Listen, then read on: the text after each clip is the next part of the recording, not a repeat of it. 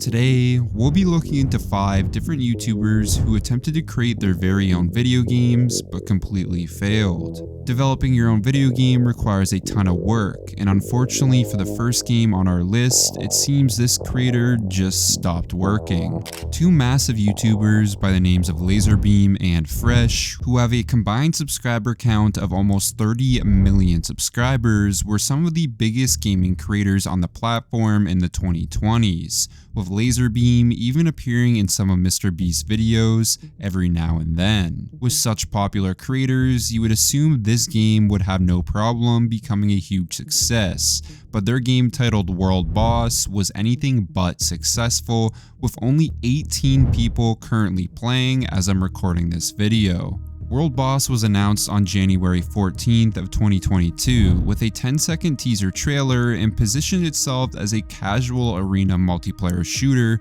where you eliminate players to level up and unlock perks, climb the in-game ladder, and, well, become the world boss. Although the teaser was first announced in January of 2022, it wouldn't be until October where the 2 YouTubers would really start ramping up their promotional content for the game. This was because the World Boss Open Beta was being released around this time. The Open Beta featured a FPS game with a custom build progression through randomized perks and weapons in a 14-player lobby. The game's graphics were strikingly similar to Fortnite, which does make sense considering both Lazarbeam and Fresh grew their followings on that game. However, World Boss was much simpler than Fortnite.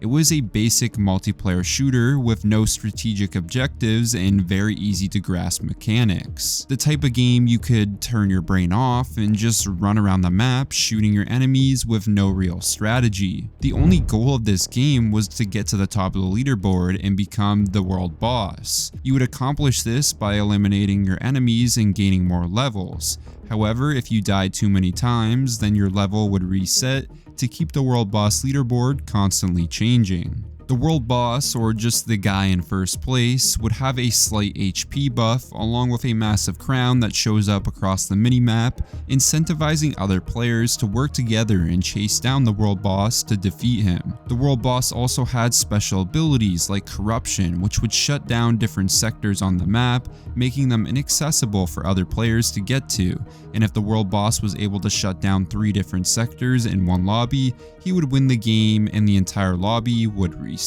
The game wasn't overly complicated, and most users were able to get the hang of things after just a few tries, which is usually a pretty good sign as it makes it much easier to sell to players interested in the game. Add on the fact that the game was going to be completely free, so they didn't have to sell them on anything. There was no reason for this game to not get thousands of players upon release, but it simply didn't.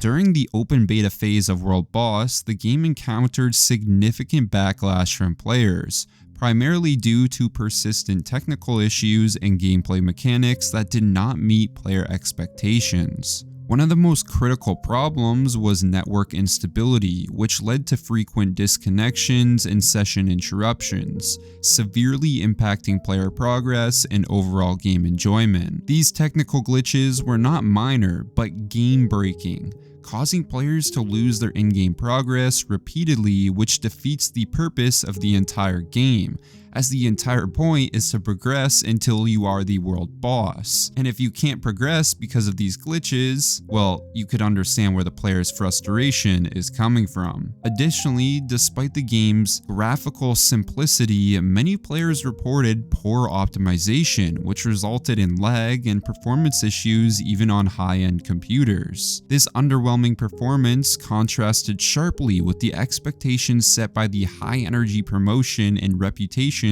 of Lazarbeam and Fresh, leading to a wave of negative reviews from frustrated players. Beyond technical difficulties, the gameplay itself received criticism for being uninspired and lacking depth. Players found the core loop of killing, dying, and respawning to become repetitive and unengaging over time, with little variation to maintain interest. The game's design was intended to be accessible and straightforward, but this simplicity backfired by failing to offer the nuanced or strategic gameplay that could have sustained player interest in the long term. Moreover, the game's features that were highlighted during its announcement, such as the ability to influence the game map and other dynamic elements, were underdeveloped or implemented later than expected, which led to disappointment upon release. These core mechanics, like the world boss ability to eliminate parts of the map, or a simple live system, weren't added until weeks or even months after the game dropped, and that meant that when the world boss first released in beta, it was a glorified team deathmatch simulator, which is not a good look, especially considering this is when the game had the highest amount of traction. Many felt that the game was simply too simple and the content was lacking, leading to a boring game session whenever they played world bosses. It honestly seemed like the two YouTubers who developed this game were more focused on monetization than in-game improvements. The world boss game launched with a full-on battle pass even before its first update, so it's clear that the creators in Lazarbeam and Fresh saw world boss as a fantastic opportunity to make a ton of money through microtransactions and nothing more. The irony, however, is that because they didn't focus on the game actually being good, they in turn probably didn't make as much money as they could have from this battle pass. The perception that World Boss was excessively focused on monetization played a significant role in the negative reception the game received from its community. Players felt that Lazarbeam and Fresh prioritized potential revenue streams over fundamental gameplay improvements. This focus on monetization ahead of solidifying the game's core functionality and ensuring a stable user experience contributed to its downfall. When players encounter a game that appears to be more interested in financial gain than player satisfaction, particularly in the competitive and choice-rich environment of online FPS games, it can lead to significant backlash. In the case of World Boss, this was evident in the overwhelmingly negative reviews and vocal criticism on Steam forums and social media, where players expressed their disappointment and frustration. Many felt that the game could have been developed further before introducing monetization aspects, allowing the community to first grow and engage deeply with the game. When Lazarbeam's Founder Pack was released, this only made more players angry because it felt like a slap in the face with no real updates to fix the game's status. The Steam page was littered with negative reviews after Lazarbeam's Founder Pack was released, with this person making a very good point, stating, "World Boss released into early access with purchasable in-game currency, battle pass, and a founder pack before deciding to work towards improving the abysmal game performance that has existed since closed beta. You'll be lucky if you're able to play the game above 60 FPS. Besides that, there is the start of a pretty decent FPS. However, seeing them just come straight out with a battle pass worries me that this could simply be a cash grab, so be careful." Now, the monetization could have been a factor into why this game didn't perform well, but ultimately it's not why the game flopped, and make no mistake, this game was a huge flop.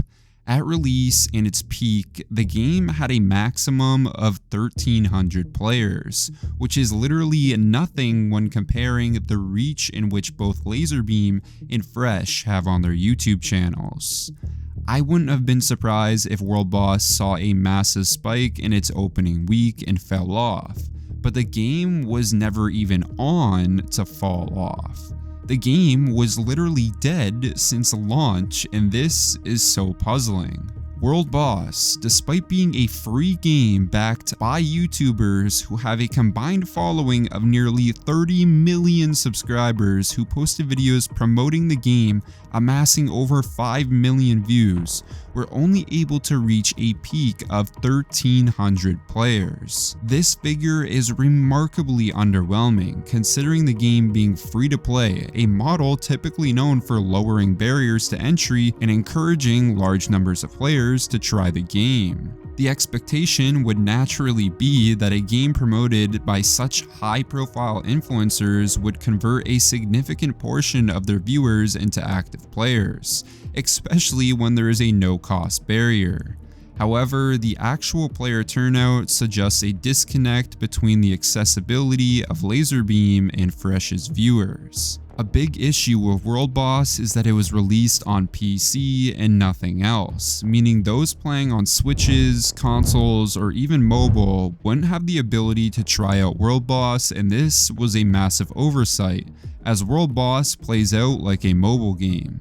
The game isn't well developed enough to compete against AAA shooters like Fortnite and Call of Duty, so they should have instead shifted their focus to a more accessible market in mobile and console gamers, where the game would have been a lot more desirable. Unfortunately for Fresh and Lazarbeam, it seems this cash grab was nothing more than a cash dumpster fire. As I don't have the exact numbers on how much this game cost to develop, I can only imagine they lost money in the process. Lazarbeam hasn't made a video on World Boss in well over a year, and Fresh just stopped making videos altogether. It's very clear that these two YouTubers would like to leave World Boss in the past, but a game which is a blast from the past and one of the first big YouTuber games was Smosh's forgotten game titled Food Battle, the game. Food Battle the game was introduced in the early 2010s, developed by Smosh, consisting of Ian Hecox and Anthony Padilla. This launch sought to leverage the immense popularity of their YouTube channel, which had become famous for its annual food battle videos along with a long line of other series. These videos where Ian and Anthony humorously pit various foods against each other in absurd competition served as the foundation for the game. The game's release was met with anticipation from Smosh's fanbase, who were eager to engage with their favorite YouTube stars in a new interactive format. The launch was accompanied by promotional content on their channel, aiming to draw in viewers and convert them into players, utilizing the built-in audience to gain immediate traction upon release. The core gameplay of Food Battle the game involved navigating a series of levels where players controlling Anthony embarked on a quest to rescue his friends from bizarre mutant donuts. Armed with a celery sword, which was a humorous weapon choice directly pulled from their video series, players would encounter various enemies in a setup reminiscent of a classic adventure game like Zelda. In fact, it was Ian's love for Zelda's franchise that inspired this classical gameplay style. Each level was designed to challenge the player through puzzles and combat, requiring strategic movement and timing to progress. The touch-based control system aimed to make the game accessible, focusing on simple taps and swipes for actions, which were intended to appeal to a very casual mobile gamer demographic. However, this simplicity also meant the gameplay lacked a little bit of depth, offering little in the way of complex mechanics or varied gameplay styles. During development, the game faced several challenges, particularly relating to its appeal beyond the core fans of Smosh. While the integration of elements from the Food Battle videos was initially a draw, it soon became apparent that the game's design had not fully considered broader gaming audience expectations. The simplistic gameplay and reliance on in-jokes from the Smosh channel limited its appeal. If you didn't actively watch Smosh, some of the jokes within the game just wouldn't land and would leave you confused on how to feel. Additionally, the development team struggled with balancing the comedic elements with engaging game mechanics, and it really felt like Food Battles had a real lack of direction. Did they want this to be a strategic adventure game or a cheesy comedic mobile app? It was really hard to tell. As this game was only intended for mobile devices, the monetization in Food Battle the game was heavily reliant on microtransactions, which is a common strategy for free-to-play mobile games. Players could purchase in-game currency to unlock cosmetic items and special abilities. Some exclusive content was locked behind paywalls, which led to frustration among players who felt that the game was more focused on extracting revenue than providing a fulfilling gaming experience. Which honestly, this seems to be a very common theme amongst a lot of these YouTuber-inspired games. Despite Food Battles being ahead of its time in the sense of YouTuber-inspired games, the game's popularity declined sharply after its initial launch phase. The game did not introduce new challenges or evolve its gameplay, which is critical in maintaining an engaged user base in the mobile gaming market. In fact, the game was actually never updated at all past launch, which really shows that there was never any intentions to make Food Battles the game a real endeavor. But the decline of Food Battle the game was most significantly influenced by the waning interest in the Food Battle series itself. Initially, these annual videos were highly anticipated events within the Smosh community, drawing in millions of views and engagement through their humorous and often outrageous content. However, as the series progressed, the formula began to feel repetitive to the audience. Each installment, while offering new foods and scenarios, stuck closely to its original format, leading to a sense of predictability and diminishing novelty. This staleness in the video series translated directly into the mobile game, which relied heavily on the series' themes and characters. As viewers' enthusiasm for the Food Battle videos declined, so too did their interest in Food Battle the video game. The effect of these factors led to the eventual shutdown of the game's servers. Food Battle the game serves as a cautionary tale of what happens when a game remains too tethered to a concept that itself is losing relevance, failing to adapt in a way that might have extended its life cycle and appeal. The decision to shut down the game's servers came as a result of the declining player base and consequent drop in revenue from in-game purchases. This shutdown made the game completely inaccessible, wiping it from app stores and effectively erasing its presence, and is why many people forget it even existed. For content creators looking to expand into gaming, Food Battle the game exemplifies the fact that you shouldn't base your game's content on a specific series within your channel. It is okay to base your games on themes revolved around your channel. However, for MrBeast, revolving his entire game around money led to one of the biggest YouTuber game catastrophes. MrBeast is known for his massive challenges involving large sums of money, and the Finger on the App challenge was exactly that. In the beginning, the concept itself was a fantastic idea with an incredibly simple rule. You download the app developed by Beast Games, wait for MrBeast to announce the challenge had started, and the last person to take their finger off the app wins a cash prize. The first competition, known as Finger on the App 1, was held back on the 30th of June 2022 with a first place prize of $25,000. The challenge began with over 1 million players, and despite a few small iPhone-related problems such as Siri accidentally making people lose the game, it ran quite smoothly. Are you serious? Mm-hmm. No!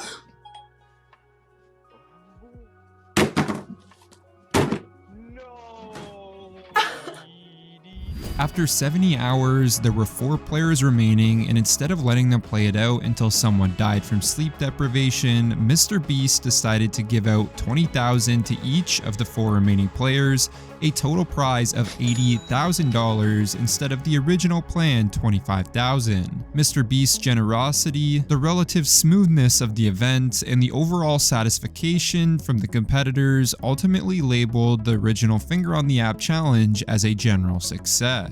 Since Finger on the App 1 did so well, MrBeast decided on March 15th of 2021 he would host Finger on the App 2, this time with an even bigger prize pool. MrBeast had quadrupled the prize money from $25,000 to $100,000. He had gained a whopping 17 million subscribers in the 9 months since the first Finger on the App challenge, and MrBeast's reputation was at an all-time high.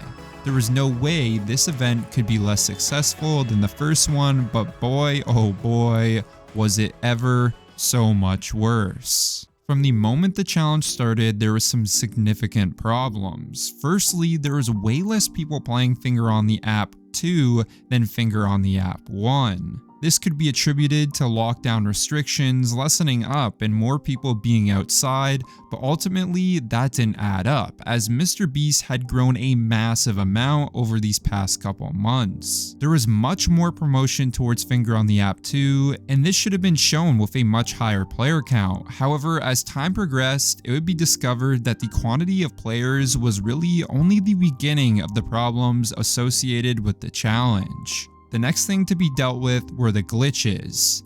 Being kicked from the app or losing lives randomly seemed to be the most prominent glitches, and it didn't seem like it was just a few unlucky players that this happened to, as many people had caught these moments on stream, including some very prominent YouTubers and streamers. Do not care about the money that much. That fucked me up. That's so fucking bullshit. I did not take the finger. I did not take my finger. Bro, it's fucking bullshit. I did not take my finger. After all this backlash, MrBeast would take to Twitter stating that I see a lot of you saying you had problems, and trust me, we're looking into it. From what I've seen so far, most are genuinely connection based. If you miss 3 pings, you're kicked or accidentally touching with a different finger. If we find a glitch though, I will share I'm sorry. MrBeast was very much correct with the accidental touching of a different finger. As you can see in multiple clips from various streamers, this is exactly how they lost. However, there were also other clips where there were clearly no fingers in the way of the device, and the reason they lost was inexplainable. Beast Games stated that there were a few potential reasons as to why users were experiencing these glitches. Many of these were likely due to touchscreen sensitivity, plus moisture from the room and sweaty fingers. Secondly, some people who were streaming may have been connected to their cell service instead of Wi-Fi, or even switching between the two, which would have caused for a loss of connection and led to their elimination. While this certainly cleared the developers of any wrongdoing in the short term, all it seemed to do was make players even angrier, considering many felt as though they were just trying to avoid responsibility for the poorly developed app. The glitches didn't stop though, as many users were faced with the Lords Mobile gaming glitch. The event as a whole was sponsored by the Lords Mobile game, which wasn't a huge issue as MrBeast had to fund the money somehow. However, to put up random ads in the middle of the challenge with the goal of knocking people out would be a little scummy, which was an occurrence felt by a few different players throughout the event. Beast Games did have a reasonable explanation for it though, as this one seems to be from people getting eliminated and the ad playing before the visual indicator of losing shows up. So to the user, while the ad did play, it was not the direct cause of the loss, and they lost legitimately. This makes a whole lot of sense as the game seemed to be programmed to automatically take the users to the Lords Mobile website as soon as they're eliminated. And perhaps those who weren't fully paying attention looked back at their phone screen and saw the Lords Mobile page and assumed that the pop-up was the cause of their death. Even if this was the case, I feel it's a pretty bad idea to serve a user an advertisement for a game after they are just eliminated from the chance of winning over $100,000. After losing out on that kind of money, the last thing I would want to do is spend money on some other mobile game. Despite the glitches, one person would go on to win this challenge after 2 days and 3 hours, named SwagBacon123. While it was awesome that he got to take home $100,000 and that not everyone was glitched out, it was clear this finger on the app challenge was a complete fail, especially comparing to the first one. The second finger on the app challenge was way shorter than the first rendition of this challenge. This makes absolutely no sense because with more money on the line, you would assume that people would be more inclined to try harder and the event would last longer, but this wasn't the case because so many people were knocked out from glitches and other bugs. Overall, despite this game being a complete disaster for MrBeast, he was still kind enough to give away $100,000 to the first place winner, $20,000 to second place, and another $40,000 to other players in the top 9. Additionally, he was offering a refund to anyone who purchased lives for the game and died in a glitch. This just goes to show that MrBeast's true intentions were not a simple cash grab to make money off his fans, but the same can't be said for the next game on our list. Dr.Disrespect is a prominent streamer and a former game level designer for Call of Duty. Known for his over-the-top, charismatic persona characterized by a mullet wig, sunglasses, and a mustache, Dr.Disrespect has garnered a massive following on social media. His character is a self-proclaimed two-time champion, referring to a fictional video game championship in 1993 and 1994. Adding to his flamboyant and competitive alter ego. Before rising to fame as a streamer, the two-time champion worked as a level designer for the game Call of Duty, but later quit to pursue the life as a content creator. His transition into content creation wasn't seamless though, as he had been in numerous controversies, including a highly publicized ban from Twitch for unspecified reasons, and a temporary suspension for live streaming from a public restroom, as well as publicly admitting to cheating on his wife. It's been a rocky ride for the Doctor, and when he announced his brand new game studio, things would continue to follow this pattern.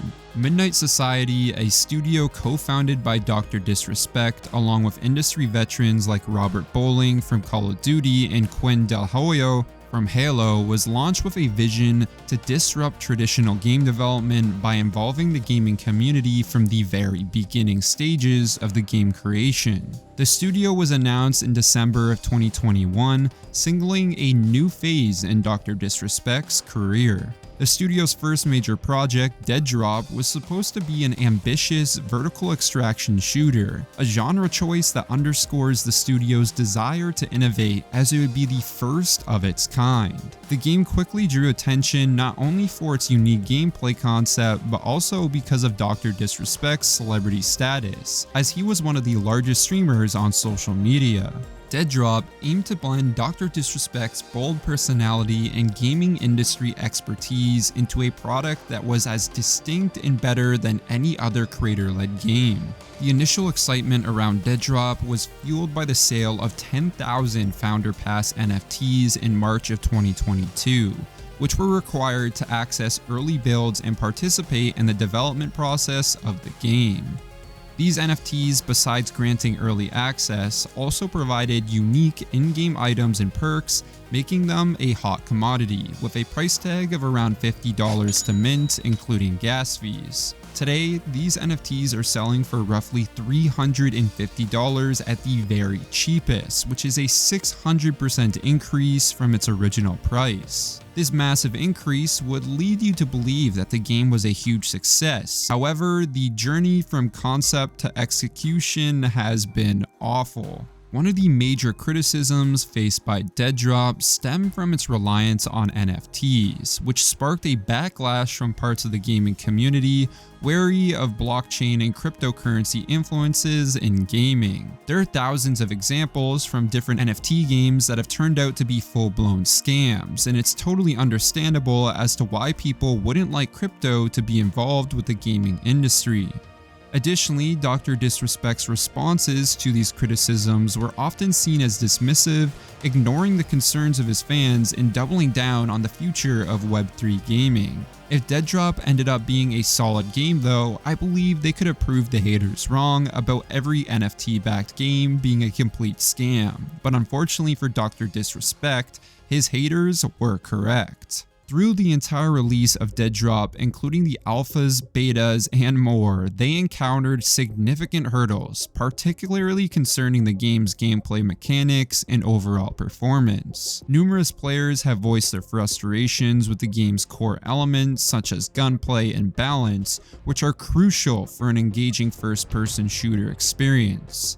Specifically, the gunplay in Dead Drop has been criticized for lacking responsiveness and precision, which are essential for creating satisfying and competitive gameplay that you see in other FPS titles like Call of Duty. This issue is not just about the feel of the weapons, but extends to how they interact with the game's environment, affecting everything from hit detection to the feedback players receive upon landing shots. Further complicating the gameplay is the game's unbalanced nature. Players have reported that some weapons and abilities are disproportionately powerful, disrupting the competitive fairness that is expected in shooter games. This lack of balance makes certain matches feel predetermined by the choice of equipment rather than skill, reducing the incentive for player investment and progression. Technical issues have also plagued Dead Drop, with players encountering frequent bugs and glitches that disrupt gameplay. These range from minor graphical glitches to major problems that can cause the game to crash or behave unpredictably.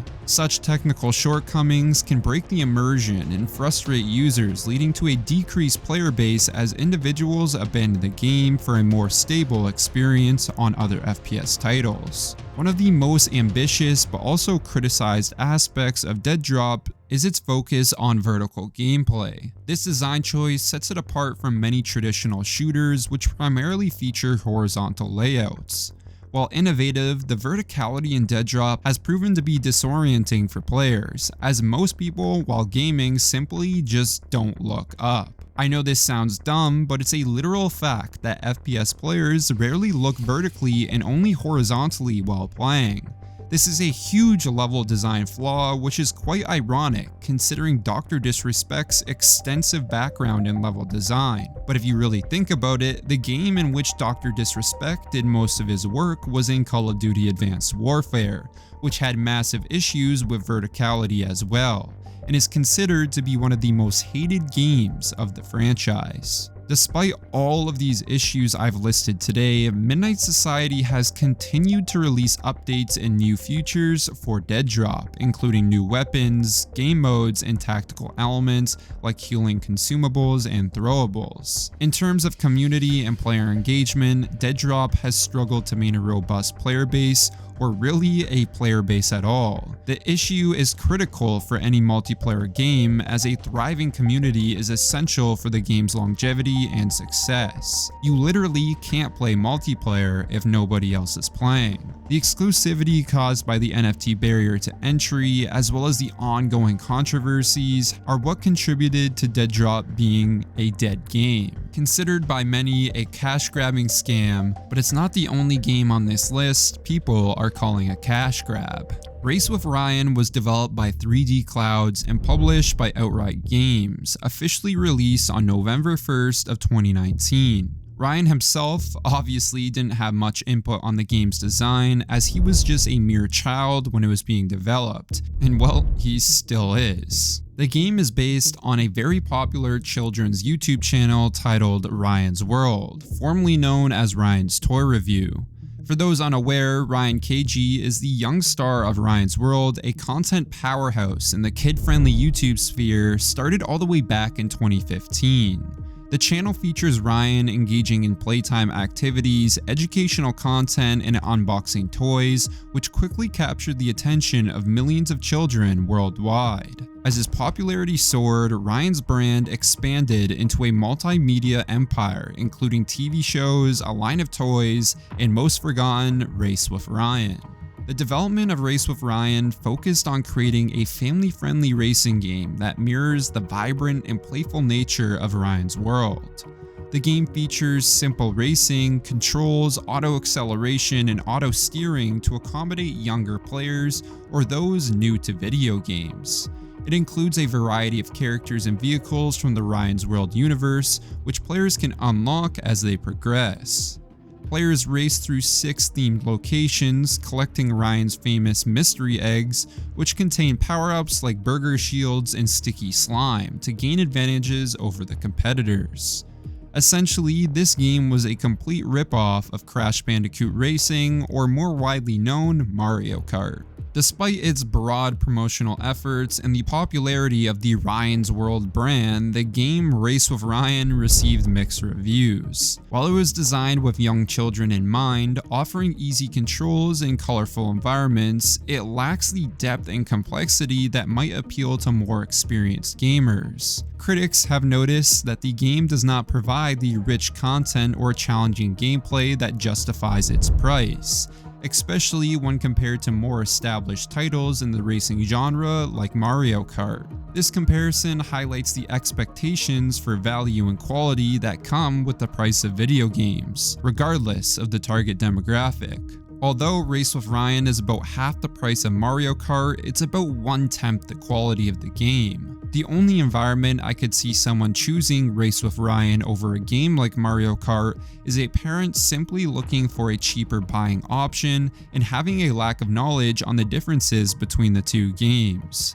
The only thing working in the favor of Race with Ryan is the niche appeal to very young audiences. While it successfully translates Ryan's YouTube persona into a gaming format, the simplistic gameplay and limited content wouldn't hold the attention of anyone over the age of 10 years old. This scenario reflects a common challenge in developing games based on children's entertainment, which balances the simplicity required for the intended age group with the need for engaging content that would keep an older audience attached. Ultimately, this very small niche of very young children was a bad market to tackle, and maybe Ryan should have just stuck to reviewing toys, because online reports show the game only grossed about $18,000.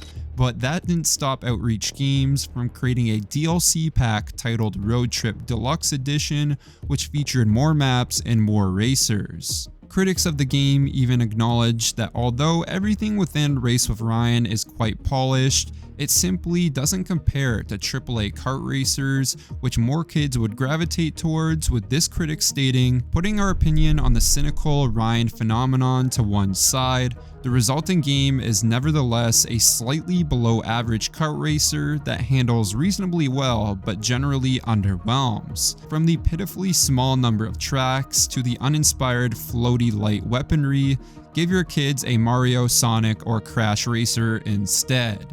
They may be young, but they aren't stupid." While this game wasn't a flat-out failure, it's safe to say that Ryan most likely won't be producing any more video games in the near future.